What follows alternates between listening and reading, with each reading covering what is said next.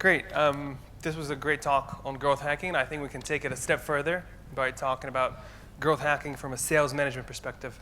And with us today is Dimitar Stanimiroff, who heads up the European operations at Stack Overflow Careers.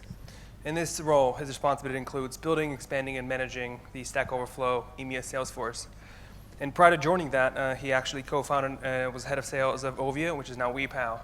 And through that experience and working closely with the development team of that startup, he developed a passion for agile software development and is now with us today to share his views. Thank you, Dim. Off to you. Namaste. All right, can you guys hear me? Okay, well, allow me to start by saying that it's an absolute pleasure to be here, not only because we've had a phenomenal conference with some really great speakers, but also because it's the first conference that I have spoken to where I can actually pronounce my name the way it was supposed to be pronounced. So with that in mind, I already got introduced, but allow me to reintroduce myself. My name is Dimitar Stanimiroff, and I'm the managing director for a company called Stack Overflow Careers. How many of you actually have heard of Stack Overflow? Just a show of hands. Quite a few. There are a few people in the audience who might not be familiar with Stack. So Stack Overflow essentially is the largest community of programmers in the world. So every single month we attract around 26.5 million programmers, which is, just to put it in perspective, the population of Tokyo, New York, London combined, plus another 1.5 million on top. So a pretty big site. I joined the company about 3 years ago. Prior to that, as Christos said, I was a co-founder, a head of business development at another startup called Ovia. So now that you know who I am, I would like to quickly tell you what I will be focusing on in the next, hopefully 15 to 20 minutes. I know you guys are tired, so try to speed up a little bit. So the conference so far has been all about this. We can basically look at the life of a startup, and it could be summed up pretty much in this startup pyramid. This is by Sean Ellis, the godfather of growth hacking. We've heard some fantastic presentations so far about product market fit.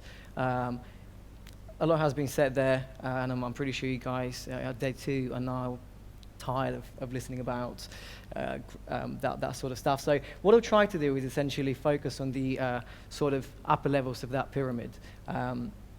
So the point with this pyramid is, from a growth hacking perspective, how do we basically race through those levels as quickly as possible, right?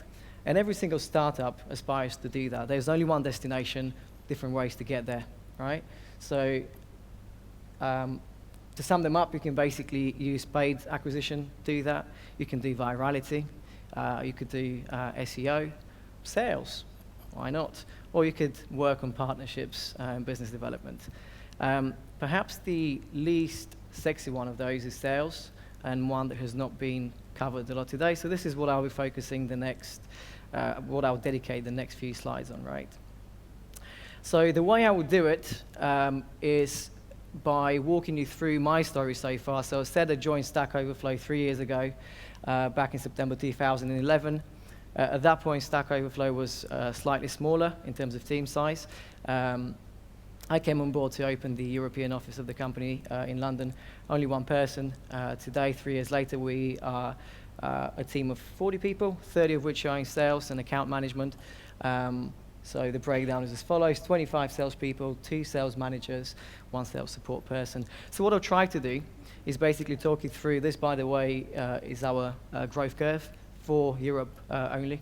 But I'll try to talk you through this story and give you some pointers on how you can take some of the things that we have done, implement them in what you guys are doing, and hopefully scale quickly as well.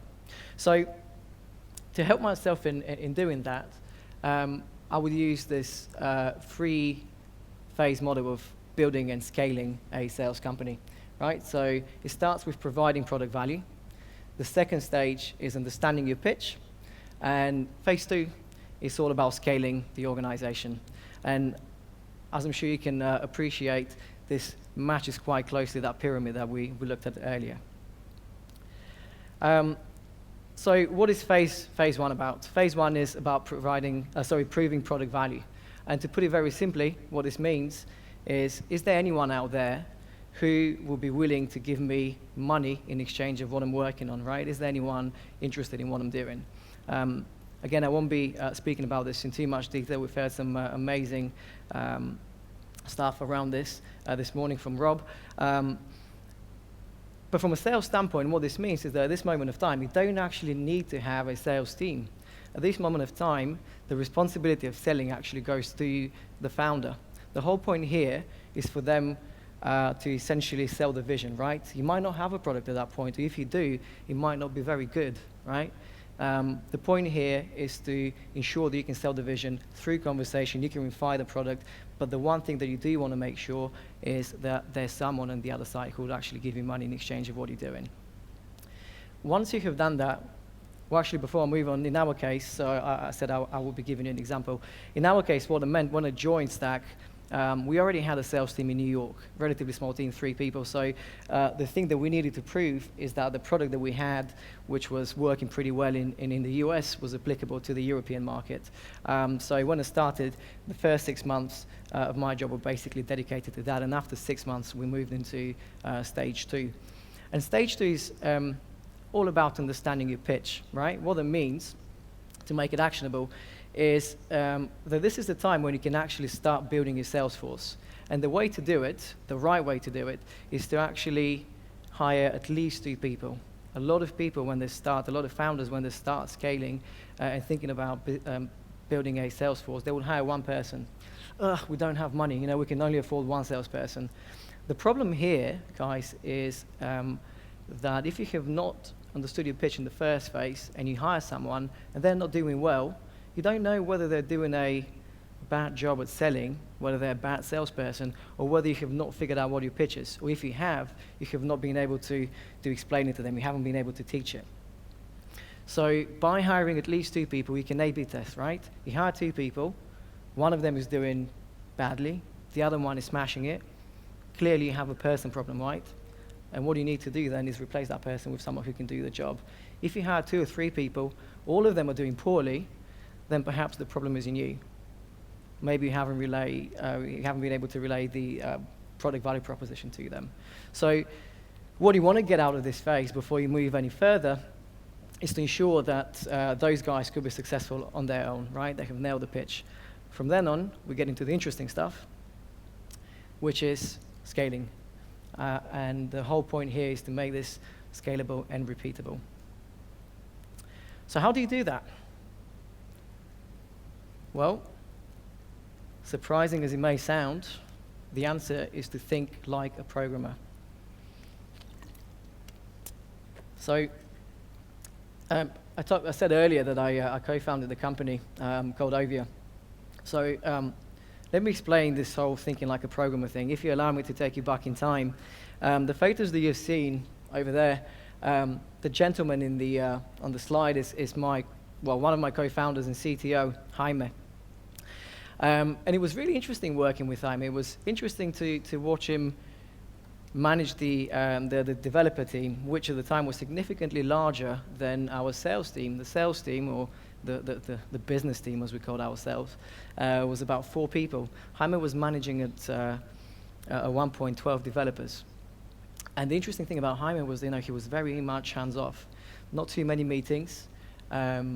Everyone seemed to know what they were doing. Everyone knew what they were working on, how what they were working on affected other people, and they basically run like a really good team, which could not be any different to the sales team, us. So at that point, I started thinking, what would a sales team look like if you started doing what Jaime was doing? And Jaime's magic was Scrum. So what I basically try to explain now is what I have done at Stack Overflow and how we have been the team there. Originally just the European team, but now the whole company essentially runs that way. So we are a global sales force of 80 people. We run by applying Scrum to the sales process. What is Scrum? I'm sure a few of you are already familiar with Scrum. There are quite a few developers in the audience, but just to ensure that we are all on the same page when we speak of Scrum, I would read this definition from Wikipedia. So Scrum originates as an iterative and incremental agile software development framework for managing software projects. Its focus is on a flexible, holistic product development strategy where a development team works as a unit to reach a common goal. A team works as a unit to reach a common goal, to me, is the part of this definition which makes Scrum applicable not just to a software team, a software development team, but to any team, right? And sales is no exception. In theory, at least, a sales team should be working as a unit every single month on reaching a common goal, hitting their sales figures. The reality, though, is that in many sales organizations, the team dynamic is damaged, to say the least, or sometimes it doesn't even exist. How many of you work in sales or have worked in sales? Quite a few. So for those of you who do know, think of a time when, I don't know if you've been in this situation, but let's say you are 70% to target and you only have 3 days to hit your goal. You're under an incredible amount of pressure, right? The last thing you want to be doing is having conversations with your teammates. You might be embarrassed, you're focusing on what you're doing, you're not really communicating, right? There's another problem as well, and this you can see in high-performing salespeople. Those guys, they're doing really well, but the problem with that is that they don't want to share what they're doing with other people, right? I'm not going to tell you where I'm getting my leads from, because you're going to go and take my leads, and then I'm going to make more money. So what it means is they're not willing to give their trade secrets away, which ends up in them keeping their cards close to their vest. And that presents a really interesting challenge for sales managers, whose entire responsibility in that third phase of scaling is to ensure that everyone learns from each other, so we can basically ramp up the team as quickly as possible. People don't do the same mistakes that other people on the team have already made, right? And there's another problem that you see in sales team, especially when you start growing quickly. And to illustrate what that is, I would actually like to play a short video. So guys at the back, if you could hit play.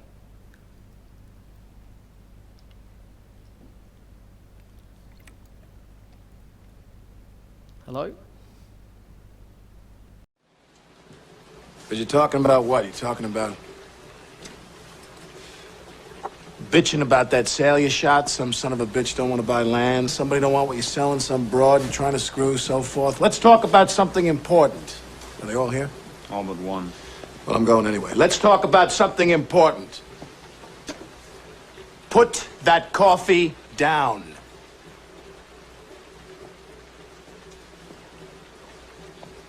Coffee's for closers only.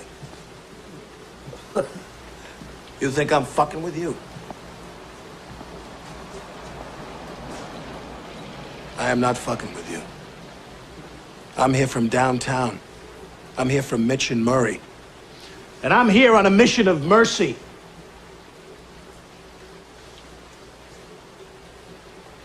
Your name's Levine?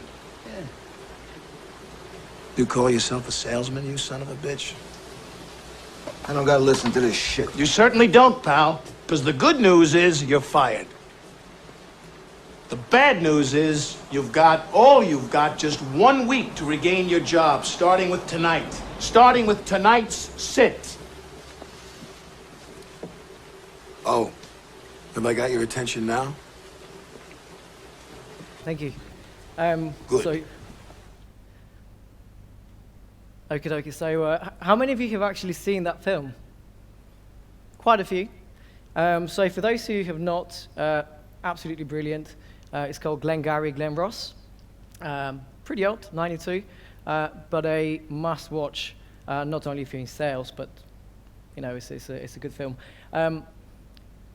The film, essentially, the storyline is around, I'm sure you gathered it already, but it's around a badly performing sales team. You saw it, guys are selling real estate, they're selling land, and they're doing pretty shitty. And the way to basically fix the problem is to get Alec Baldwin, big shot from downtown he is. He comes into town and he basically starts abusing everyone and screaming at them in a way to motivate them. And this is his way of managing. Do you guys think this is working? Of course it's not. It's actually doing exactly the opposite. And the problem that I'm trying to illustrate with this video is that many sales managers do the mistake of managing results. We're doing badly, what can we do? Instead of managing performance. What is it that we're doing that basically is causing us to do badly? right? Scrum, essentially, by introducing Scrum to your company, you solve both of these problems. So by introducing Scrum to your sales force, you basically are providing a structure which enables the team to be self-organized, self-motivated. Everyone is basically learning from each one. Everyone is encouraged to learn from one another. Collaboration and sharing of idea fosters. You don't need someone like Alec Baldwin to come in and crack the whips and scream, sell more, sell more. The team basically runs by itself. The other thing is, from a sales management standpoint, is that by using Scrum, you get direct visibility on what your team is working on, what they're doing well, what they're doing not so well, and how those activities basically affect the pipeline, and more importantly, the bottom line, right? So we actually have something actionable. If you're not doing well, you understand what it is, and you can fix it, right? You can iterate, you can get better. So how does this work? How does this work in practice?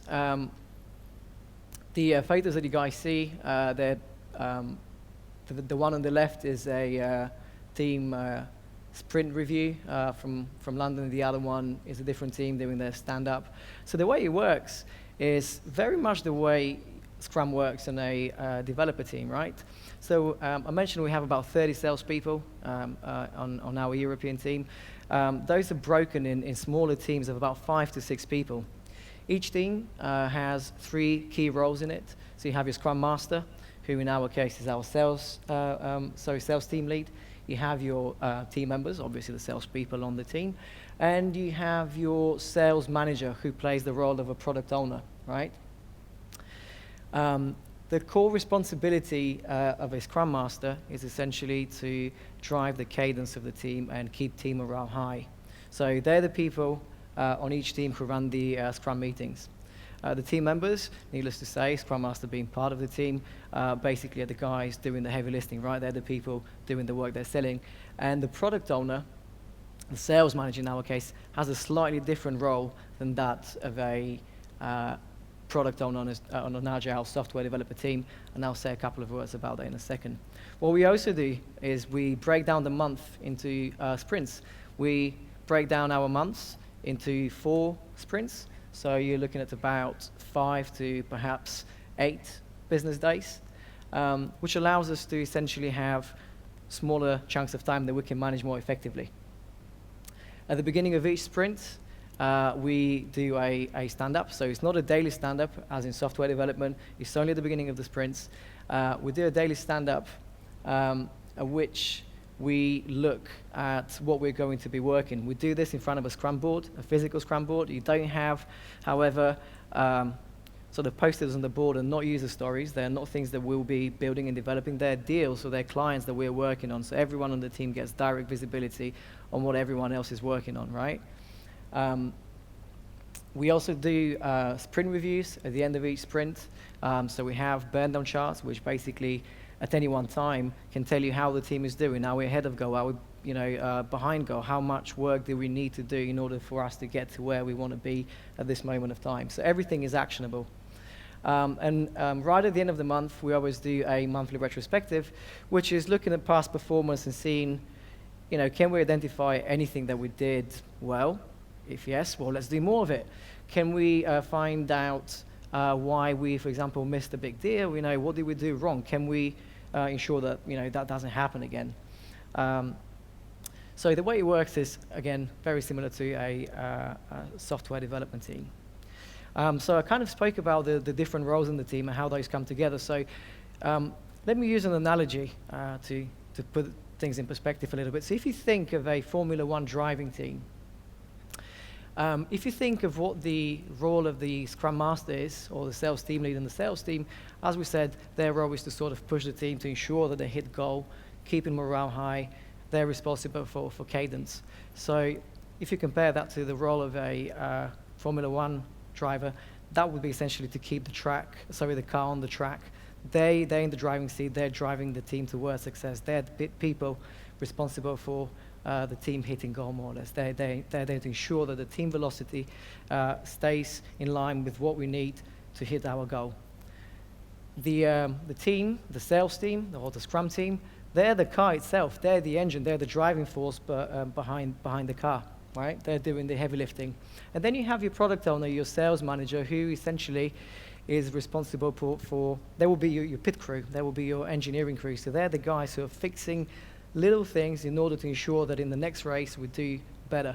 In the way we do Agile for sales, we basically have a clear separation between cadence, team morale, and sales performance. So the role of the sales managers would be to basically work with individuals, people on the different teams, and to ensure that they can develop further salespeople. You know, if someone is having a problem with closing, for example, well, let's work on that. If someone is experiencing, I don't know, they're having bad conversion rate on their cold emails, let's see how we can fix it. Whatever it is, making sure that we can fix it so we can do better in the next race. Pretty different from your usual sales team, I would imagine, or at least the ones you might have heard. And it could be a little bit scary to think, oh, you know, is this actually doable? You know, how do you actually implement this? So in order, because this is a workshop as well, in order to kind of make it a little bit more actionable, I wanted to share a couple of photos and talk you through how this basically got rolled out in a Stack Exchange, Stack Overflow. So the photos that you've seen from various stages of the growth of the London team. So the first one on the left is from phase 2 in that three-phase model that I showed you. So that's about the time when we were, well, myself and three other guys in a very small office. And the point here is basically you have to get the team to adopt what you're doing. If you try to force them to do that, it would never work, right? So what I did at the time was I was using Scrum myself to manage my deal flow and what I was working on every single day. The way to go about this, to ensure that the rest of the team is on board, is to say, hey guys, this is what I'm doing. Try it yourself, see if it works, and hey, it does work. So before you know, everyone has a little Scrum board. And then we have a team Scrum board, which is the scruffy pieces of paper that you see. I cannot show you, there's no laser here, I don't think. But the pieces on the paper on the right hand side. So that was our sort of MVP of a Scrum board. Very rough, not pretty at all, but it got the job done. On the left of those pieces of paper, you can see what used to be our Scrum board. And it was, again, very basic. It was essentially an Excel model. So I would pull data from Salesforce, which still is our CRM, and update the spreadsheets, print an A4 sheet of paper that captured basically our progress up until the point in time, and then we can have a conversation around how we're doing at the time. Again, not pretty, not exciting, but this is a good way to sort of get us started. We then moved into a bigger office. We're getting fancier toys now, so we can make this a little bit pretty and a little bit more functional. So you can see the photos on the right. Instead of having those sheets of A4 glued to the wall, we can actually put those models on a fancy big screen, so it looks better. And then the Scrum board as well, we can make it a little bit prettier, so you can see post-it notes, different colors for different people on the team. Everyone's got their own dedicated space. And we stuck around with this model for around 9 months to a year, at which point we decided to roll this out to the entire company. So we have offices in New York, we have a big sales office in Denver, in Colorado. So when we did, we thought we would build a tool to ensure that everyone was doing the same thing. And that's when things started getting a little bit fancier. So what you can see here in the top side of the slide, you can see the pipeline and how each office is doing. You can see a breakdown of the individual teams in the different offices. And if you were to click on any of those different teams or the offices, you get to see their burn down, right? So you can see how you're tracking against your goal. You know, if you're below the line, obviously you're doing okay. If you're above, you're behind. What can we do? How much work do we have to hit goal? And now we have taken this to a whole new level. Unfortunately, I don't have a slide to show you, but the physical Scrum board with the posters, we've actually turned into a very nice Trello-like interface. So whenever you create a post-it on the Scrum board, that automatically creates an opportunity in Salesforce, or the other way around. If you create an opportunity in Salesforce, that automatically creates a post-it on the board. And every single time you close an opportunity, your burn down and the team burn down is updated in real time. So again, we've come a long way. And as I said earlier, it could seem pretty intimidating, I think, especially if you're getting started now. And then quite a few people I have spoken to say that they're like, wow, there's no way we can do this. So I'd like to leave you with a thought just to wrap things up. It's a quote from Bernard Shaw, who says that progress is impossible without change, and those who cannot change their minds cannot change anything. So my call to action to you guys will be to change the way you think about sales. Happy selling, everyone.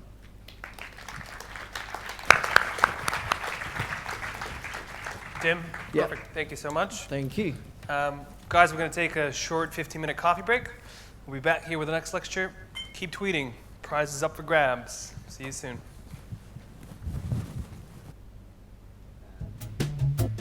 After all these years, I've come to the conclusion that all music, if it's played well, is good. And if it's not played well, it's not so good.